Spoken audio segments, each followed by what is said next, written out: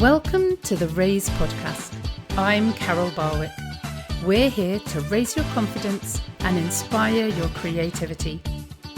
Each episode, we will have a different guest who will be discussing our Raise word. The Raise word is a word that will encourage you or empower you and at times inspire you to explore the word a little more for yourself. Well, hello everybody and welcome to the Raise podcast. I'm Carol Barwick. We've looked at some really interesting words this season so far, and some that you might think are really simple. And this one today is one of those throwaway words that you might not even think about that much, but actually it's got a lot of power, and it's the word can. And we're going to look at it with the owner of Can Do, Joanne Jones. Hi, Jo, how are you doing today? I'm good. Thank you very much for having me. I'm looking forward to this. You're so welcome. Before we dive into all that Can Do does and tells us about, tell me, what does the word can mean to you?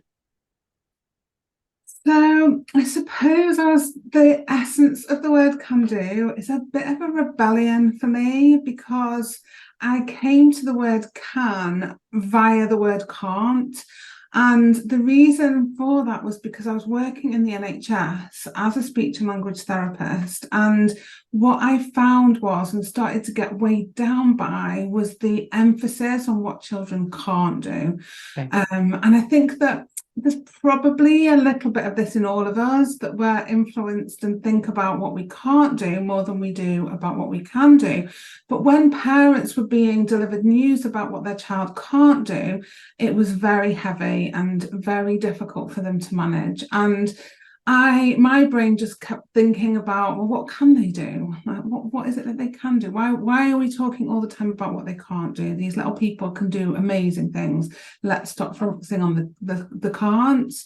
And so for me, it's standing up against that and thinking, no, hang on a minute, I'm not going to go down that line. Let's think about what we can do. Love it. What a great way to open the episode. Thank you, Jo. Can't is the word can't for me is, it feels like one of those shutters on the shops at the end of the day, just a zoom, no thank you, not today, nothing for you here kind of thing. And the word can, I think sometimes it can also, just then it's such a little throwaway word. We can do this, we can do that. But actually the power of can, and as you said, that rebellion of the word can is wonderful. So it makes me think a bit of resilience. Would you say there's a bit of resilience in the word can? Yeah, I think so. And I think that when you change your mindset to looking for the can, that gives you the resilience. I get a bit frustrated with the word resilience, and I think from my own personal experience of having a child who was being bullied at primary school, and the teacher saying, well, you know, it's because she's not resilient enough. And it makes my heckle stand up a little bit. Like, yes, we do need to be resilient, but we need to be a bit careful about what resilience is. And so when we turn that and flip that and think, well, what can we do? What could I do to help my daughter in that situation? What can she do to manage what was happening? It puts the power back in your hands. You're not, it doesn't come with blame, can, in some way. It helps you to feel empowered. Yeah, love that. Yeah, we did a podcast episode last season about resilience, and one of the questions I made sure I asked was, what's difficult and challenging about the word resilience? Because I think resilience can be a bit of like a sticking plaster, but worse. One of those sticking plasters that doesn't stick on properly. You just need a bit of resilience and you'll be fine. But yeah, I love that the word can doesn't have that blame attached to it. That's really, really powerful, Jo, because blame is everywhere when it comes to the child can't XYZ, can't whatever it is. The blame that's attached to that is immense, isn't it? Tell me a little bit of your experience of that kind of blame culture and what you're doing to alleviate it. Yeah, so I think that what has happened within the health and education sector is that we've created these lovely little convenient boxes that we like to put children into, and we like to check them off against certain criteria in order for them to fit into those boxes.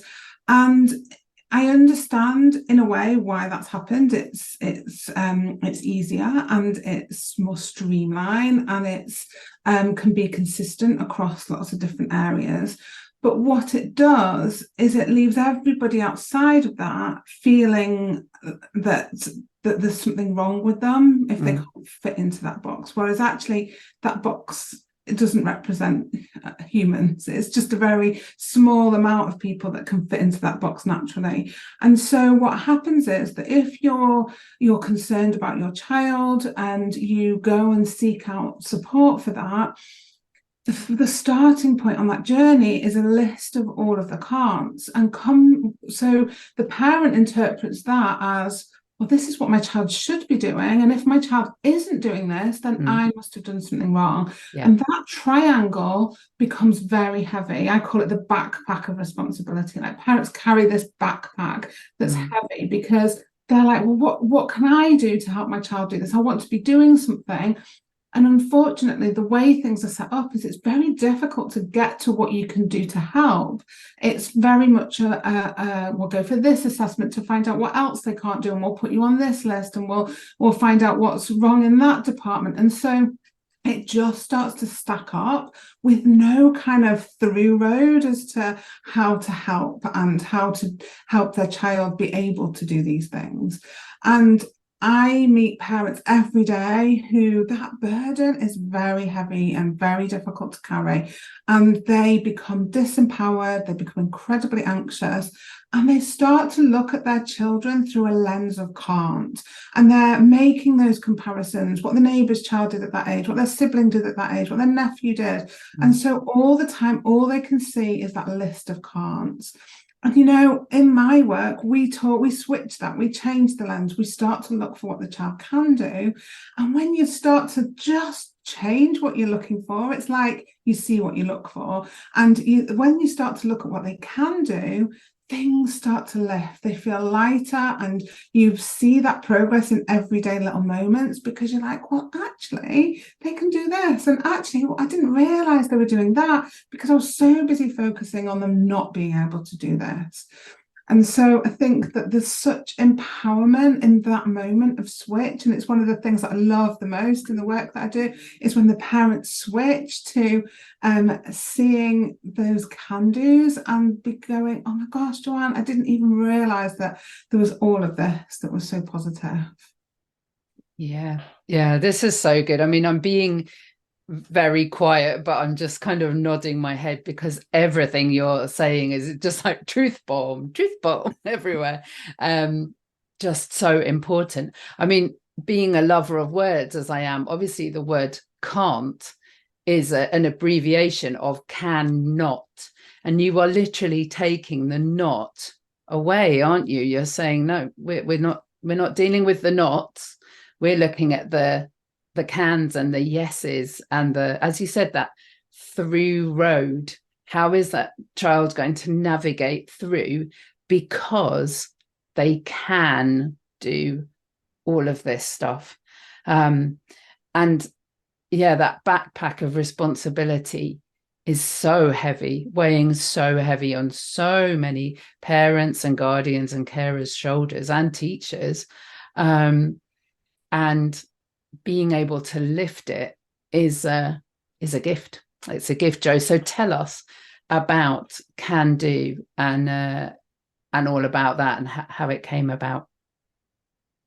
So in 2018, I'd been working in the NHS for 20 years, and I just wanted to do it differently. And really, I'm a speech and language therapist, but I'm an entrepreneur. I'm an ideas person. I've always got like ideas and things that I want to do. And, you know, the NHS does its best, but it's a slow moving machine. And so I've always felt like a square peg in a round hole. It would always be, you know, what's Joanne coming up with this time? Because I just could see all of these things that we could be doing. And so finally got brave enough to say, right, I'm going to try and do this on my own. And I didn't know how that was going to look or what that was going to be, but I just set off on the journey of being online and seeing how I could support parents. And when I set off, I started kind of teaching them all the things that I had learned in the order that I learned them, and almost turning them into speech therapists. And some brave souls did go through that process and learn and enjoyed learning. But what I realized really quickly is that what parents needed was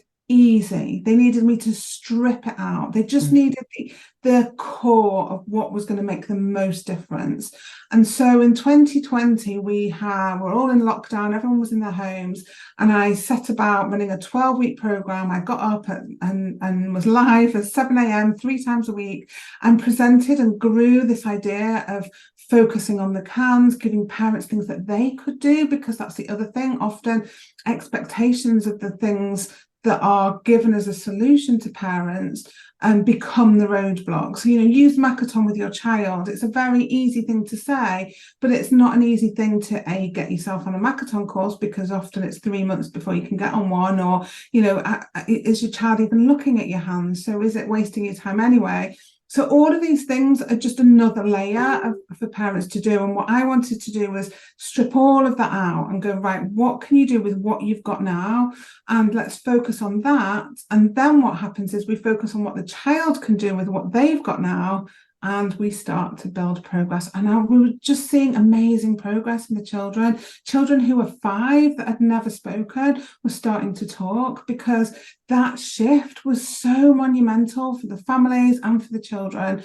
And what became a very desperate time for people in lockdown, where they had no support and they didn't know what they were going to do, actually became this really positive journey. And it was amazing for me to see that I could work in that way. And there were amazing families who gave me the confidence to think that the world needs to know this. The world, if these parents need this. And so since then, it's just been about building it, getting the message out there, working with as many parents as I can through these kind of online programs, and giving them the tools that are going to make the difference for their child. And what I found was, and I didn't know when I set off, is when you do more of what the child can already do, the child makes progress. And nothing that's out there does that in terms of speech therapy. There might be another field, but we always stand in the goal. The goal is that your child will speak in 2-word sentences. The goal is that your child will follow instructions. The goal is that your child will sit there and listen to a story. It stands in the place of what the child can't do and says, come on, child, you should be over here. What am I going to do to make you? Well, how can I get them there? That's the parents say, how can I get my child to do this? But actually, if we stopped that focus and we looked at what the child was already doing, what the child can do, and we did more of it, the child was more connected to the parent. The child built their confidence.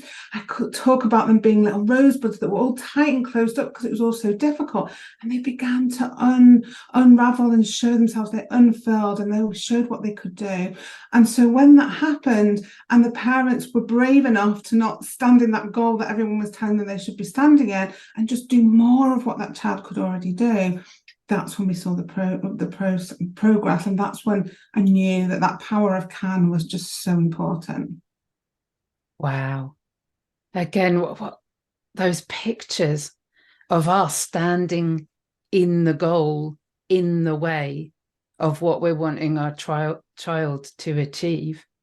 But that release of that, there's not a blame there. It's about saying, enjoy watching what your child can do now, and the power of doing it literally at the time where pretty much the whole world was told you can't breathe on certain people, you can't blow out your birthday candles, you can't go to the shops, you can't make the things that you want to because you haven't got the right ingredients, you can't have parties, you can't see your friends. And yet you were investing in this entire world of can, and bringing these amazing young people and young minds, and parents along with them onto this journey.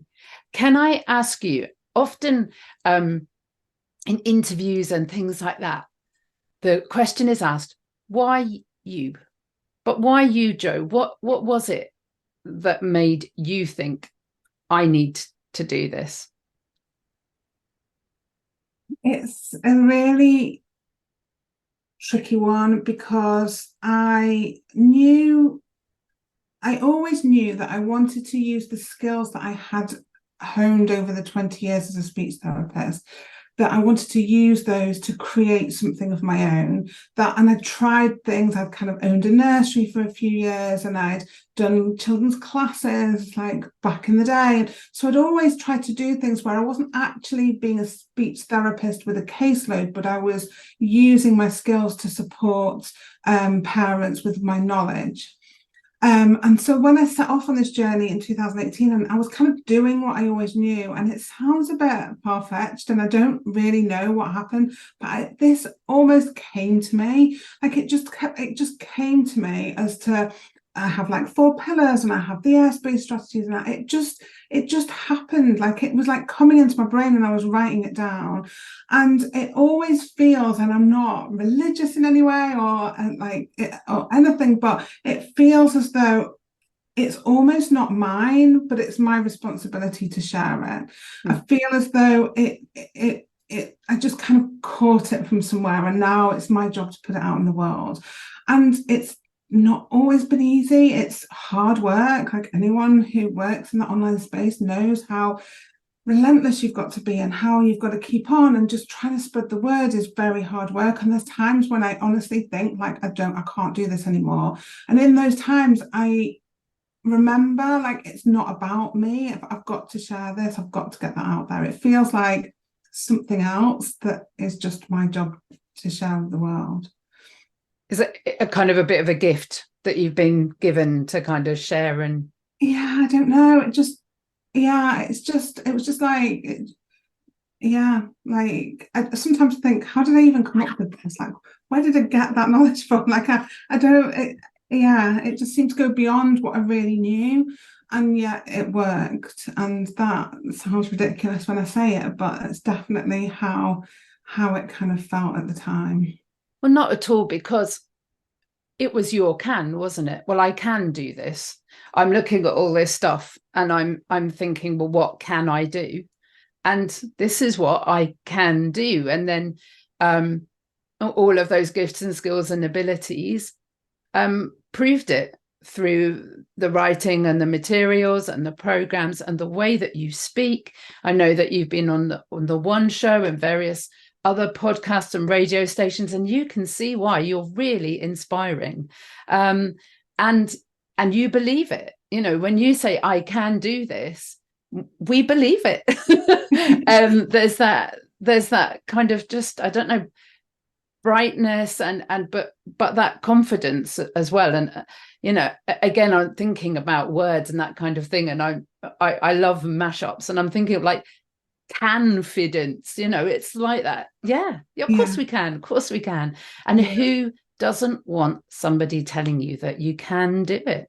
No, that's a really good reminder. And I think, you know, I felt that I had that to give the parents, and in that first 12 weeks that I did, I could see how they were there kind of absorbing that and needing to hear that. And you know, I don't want to criticize the NHS because they're doing a wonderful job, but there's definitely a kind of ethos that you can't be too enthusiastic. You don't want to make false promises. You can't promise your time or promise the outcome for the children. And you're within, everybody feels that, you know, it's just part of, you know, you've got to be cautious. You don't want to give false hope. But as a mom, like I'm a mum of 4, and it just started to dawn on me as like, if you've not got hope, what have you got?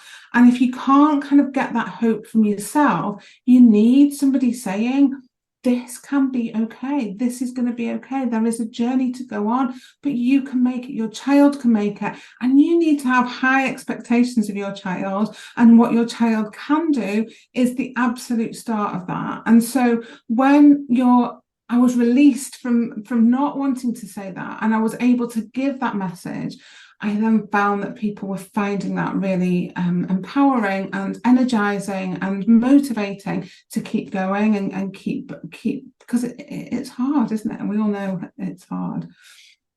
Yeah, and I think, as you said, you're being aspirational, but you're not getting them to look way into the future.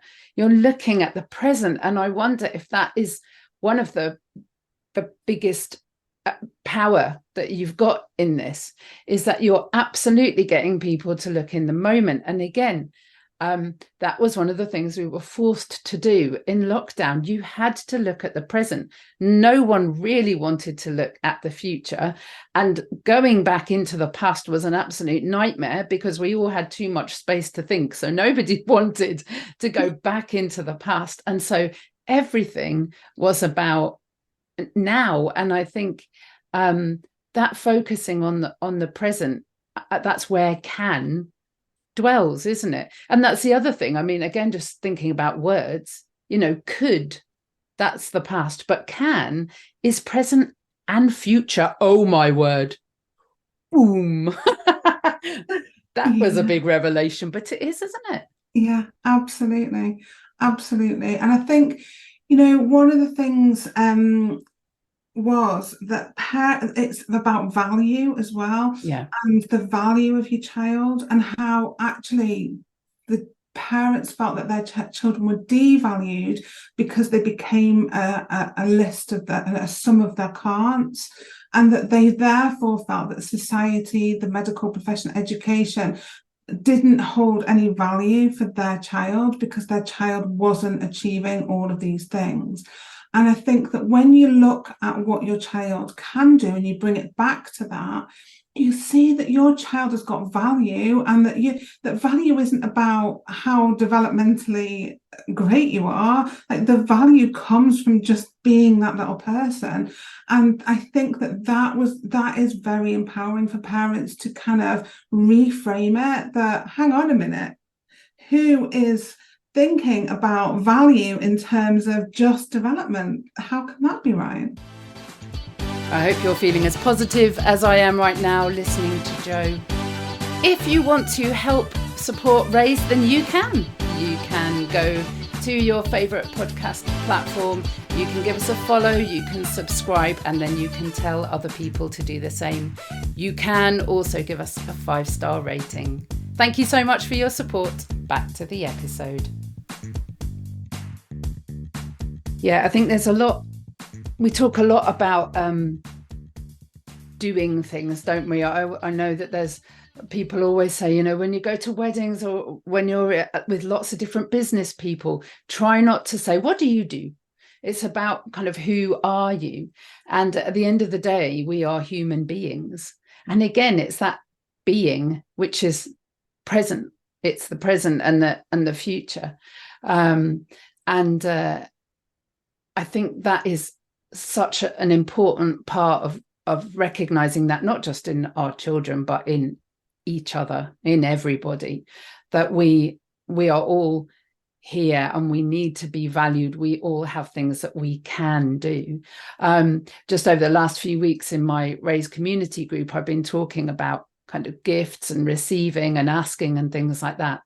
And the number of people that are reticent to ask for help or can even recognize that they've got these gifts and skills, and yet so much worth and value, more so than ever before, because of social media and influencing and all that kind of thing, is about what can you do? How much do you earn? How many followers do you have? It's all about the, what have you got kind of thing. And I think the question that you're asking is, who are you? And where are you right now? Where are you up to? And I think that's incredibly powerful. I think something Yeah. definitely within the human psyche that we like to focus on our can'ts, our deficits. And I think it probably comes from a kind of fight or flight situation that, your brain goes to the negatives to keep you safe. And Yeah. so then what happens is that we look at others to see what they can't do so that we can feel better about the things that we can't do. And so it becomes like this negative kind of feedback loop because we're always trying to kind of make ourselves feel better, and yet our brain is kind of reminding us of the things where we're lacking or we're not doing or we can't do. And so I think there's a definite natural kind of style where we test each other, or we want to know like where that other person's um weaknesses are, so that we don't feel as bad. We think, oh, it's okay because other people are like that too. And so it's only natural that we kind of then do that to our children and get that negative feedback going. And so what I found with the parents is that not only were they feeling more positive about their children, but they became more aware of their own thoughts and more able to switch those to what is positive. And so although it started about speech and language therapy, it became much bigger than that because there's definitely a kind of psychological element to how we all think. Yeah, and I think it's key for mental health as well, isn't it? Because literally mental health is just the health of the mind, and so having a positive mental attitude around what you can do and who you are is very much key to that confidence that you're then going to be able to progress and do other things. Can you tell us a little bit? Let's drill down a little bit into what the programs actually are, and also you've got an app coming out. Is that correct? Yes. Tell us a bit about that. So the program is now a 6-week program because I found that it was very difficult after lockdown for people to kind of keep with something for so many weeks. I didn't want it to be a barrier for people. And so over that 6 weeks, I teach them how to work out where their child's up to, but in a way of what they can do, not what they can't do. And then how to adapt their everyday little moments. So they're using their interaction to support their children's interaction. And what happens is, instead of speech therapy becoming this thing where you do some flashcards or you sit in a room and do some exercises, it becomes about every day and about meal times and getting in the car times and going up the stairs times and being able to change that interaction to absolutely enhance the child's confidence and communication. And so that has just been rolling as a kind of 6-week program, and I've got a membership that parents just can choose to stay in, where we kind of talk about wider topics and they get that ongoing support and encouragement. And so I wanted to find a way, because I do a lot through Facebook, and Facebook is not great for people who are worried about their children, because we all know we go onto Facebook and everyone's saying how amazing their life is and how amazing their children are doing. And if you're not feeling that, you just see that as a place that makes you feel uncomfortable. And so I've been thinking for a while that I want to kind of take it away from Facebook and have another way of being able to reach people. And I've created an app. It's my own kind of app, and it's going to allow us to have those courses on there that parents can access. There's a community forum that's away from Facebook that they can ask me anything. There will be lives in there, notifications to give them ideas to do activities. And so it's going to be like a speech therapist in your pocket. Like, there's going to be that support there all of the time. That doesn't mean that you have to log on to Facebook and see all the things that you didn't want to have to see. It's called Ask a Speech Therapist, and it will be downloadable from the App Store and Google Play by the end of this month. So we're doing a launch this month to get it out there, get talking about it, and hopefully get that wider reach, because I do a free 5-day challenge, I call it, where I teach people just 5 elements of the program.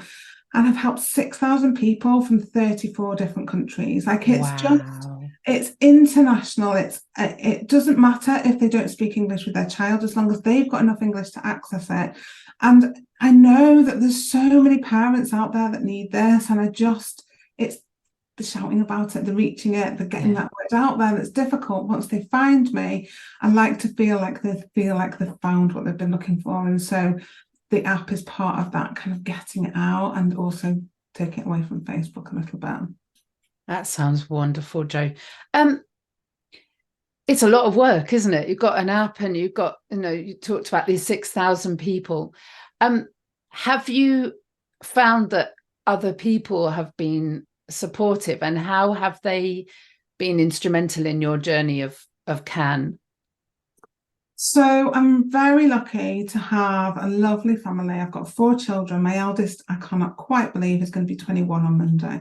Wow. My youngest is 9, and I've got a very supportive husband. And they have, I mean, it's starting more and more to feel like a family business, because they're getting involved more. My daughter's brilliant at kind of graphics and workbooks, and she'll put all of those things together. My son's really techie, and so he'll kind of get involved. And my husband is he's my biggest cheerleader, my biggest emotional support, and also helps with all the childcare and the house stuff. So it's a real kind of pulling together of all of us. And we're lucky enough that he was in the police and he took very early retirement. So in the last 18 months, he's been at home and helping in the business and in the house. So I've been very fortunate to have that support. And honestly, I don't think that I would have been able to keep going without that. It's definitely not something that you can do on your own.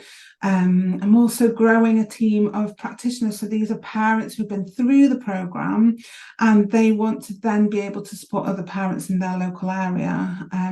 They're kind of, I think the word, we call them can-do practitioners, but can-doulas is probably the right word for them when you're talking about that, bringing them together, because they walk alongside the parents, they help them through the programme. They're there as a listening ear, as someone who's been there and experienced what all of those emotions, and has now kind of gone through the can-do approach and is feeling much more confident about helping their child. So I've got them, and I've got a couple of people that help, a community manager and a play specialist who've been there. They're both parents that went through it. They've been there since the beginning and kind of keep me going. So definitely it's a growing team and a very, very supportive team. And I think the beauty of it is, because of what it is, it attracts those people who get it and want to feel like that and want the world to be like that. And so you find that you're surrounded by people that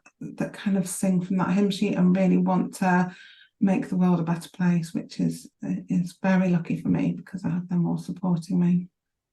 Yeah, well, you're talking earlier on about standing in the goal, but I did very much get the visual of, like a sports team, and then you've got all these spectators who just completely believe in this team and what they're doing, and it's a wonderful, positive space. Just speaking to you now is such a positive space. So I can't imagine how these parents feel having done a program with you. We're nearly at the end of the episode. A couple of things. Firstly, what would you say to somebody who says, no, really, they really can't do this? I say that we're not getting it right for them. If the child can't do something, it's that the adults around them, it probably works amongst adults, we're not getting it right for them. We've either not got the goal right, or we've not got the support right, or we've not got the environment right, or we've just not got our expectations right. And actually looking at the child is never a reflection of the child. It's always a reflection of everything else. And that's not to blame the parents. It's not that they're doing something wrong. It's just that things need tweaking. We do a lot of tweaking in Can Do. We've just got to tweak things so that the child gets that support. And when you get it right, they start to make that progress. It might not be the progress that you initially set into it with. So often it'll be, well, they can't talk. The speech therapist has told me they'll never talk. And you're like, well, let's just leave talking there for now. Let's look at what they can do and what that next step is. When we start doing that, it is incredible how these children move forward. And so if they can't, we just need to change it. We need to change it for them. Lovely. We always have a challenge that we kind of throw out to the listeners. So I think it seems like an obvious challenge would be, what is one thing that you really feel like you can't do? And if you were to sit down and look at the parameters and the challenges, what might you be able to tweak in order to move forward? And if you really can't move forward, what can you do? Thinking about the gifts and skills and things like that, maybe just write a list of what you can do, and start there. Jo, have you got anything to add to that? Yeah, no, I totally agree with that. And I think it's about putting that goal there. So maybe it's that you can't fly, like you want to go on holiday, but you can't fly. And then finding the things that you can do that are part of that. Like you might be able to go to the airport, or you might be able to go somewhere in the car that's equally good. Like find out what you can do so that that can't gets nearer and that feels more attainable. Step towards it with tiny cans and see whether you can reach your can't. Love it. I have to say, I was quite surprised when you said I can't fly, because I was thinking, well, I can't fly. But I was like, oh, in a plane. Oh, I was like, no, sorry. Jo, I really can't fly. I really can't. Well, you could have maybe you went and got some. And I have a silly thing with my husband. I say, you can if you believe you can, but probably not that flying. Not that one. Yeah. In a few more generations, maybe. It's been so inspiring, and as I said, just such a positive space. People listening, do get in touch with Jo. As she says, at the moment, she is on Facebook. We'll put all her details in the show notes, but she's moving over to this incredible app. So do get in touch with her, connect with her, and soak up some of that amazing positivity, so that you can start looking at what you can do. Jo, we now come to the part of the episode where I create a poem, and I'm feeling incredibly inspired, and yet there's a little voice in the back of my mind that's saying, you still can't really you can't really do this. So I will just take a few seconds. I can't fly, but I can try. I can look at those things around me and I can question why. And I can go to people who see the things I can. And I can do so many things, and I am more than. And what right do I have to tell others that they can't and they shouldn't and they couldn't and they won't and they shan't? Because we are human beings and we are all of value. So don't look at what you can't do. Look at what you can do. That was all right, wasn't it? I love that. That was amazing. Oh, well done. Inspired Incredible. By my guest, as always. I'm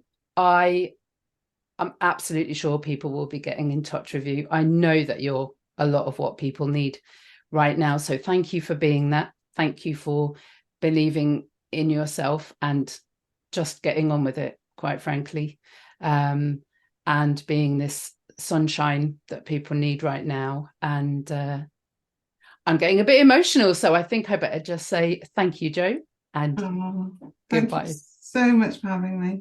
Thank you. Goodbye. Bye.